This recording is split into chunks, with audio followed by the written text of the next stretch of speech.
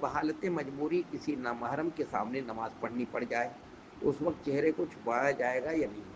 دیکھیے، بحالت مجبوری کسی محرم کے سامنے نماز پڑھنی پڑ جائے تو چہرہ نہیں چھپانا ہے. چہرہ چھپائے گا تو دم دینا پڑے گا. احرام کی حالت میں چہرہ نہیں چھپانا ہے. اگر عورت نے چہرہ چھپا لیا اور اس پر کوئی پردہ ڈال دیا یہ کیا تو نہیں.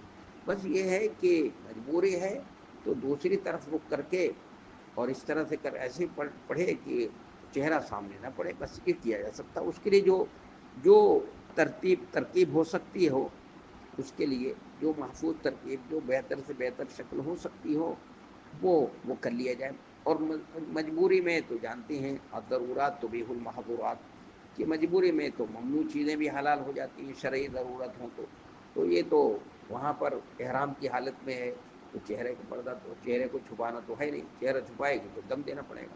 ایسا نہیں کرنا. بات سمجھ رہے ہیں؟ اور کوئی اس طرح سے غلط نہیں ارادے سے تو کوئی کسی کے اوپر نظر وہاں ڈالتا نہیں ہے. حرمین شریفین کے اندر، مکے کے اندر، وہاں جب پہنچنے کے بعد آدمی کے دل کی کیفیت وہی ہوتی ہے عجیب. لیکن اگر کوئی وہاں بھی اگر کسی کو تک رہا ہے اور اس طرح سے کرتا ہے تو اس کے تو میرا خیال ہے کہ اس کے دل میں ایمان کی رمق اور چمک نہیں ہے. اگر ہوتی تو وہاں پر ایسا کوئی نہیں کر سکتا. جیسے ایک خاتون تھی، اس کو کوئی تک رہا تھا تو عورت جو ہے کوئی اگر اس کو تکے تو وہ محسوس کر لیتی ہے.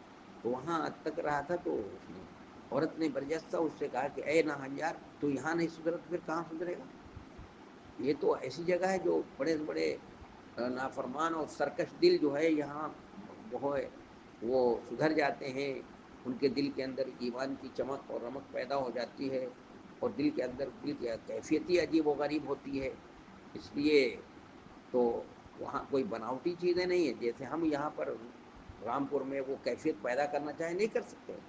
لیکن وہاں پہنچتے ہی حرمین مکے میں پہنچتے ہی خانہ کعبہ پہ نظر پڑنے سے پہلے مکے میں پہنچنے پڑے دل کی کیفیت عجیب و غریب ہوتی ہے جو استغفار کے لیے اور توبہ استغفار کے لیے ضروری ہے. بات سمجھ گئے نا؟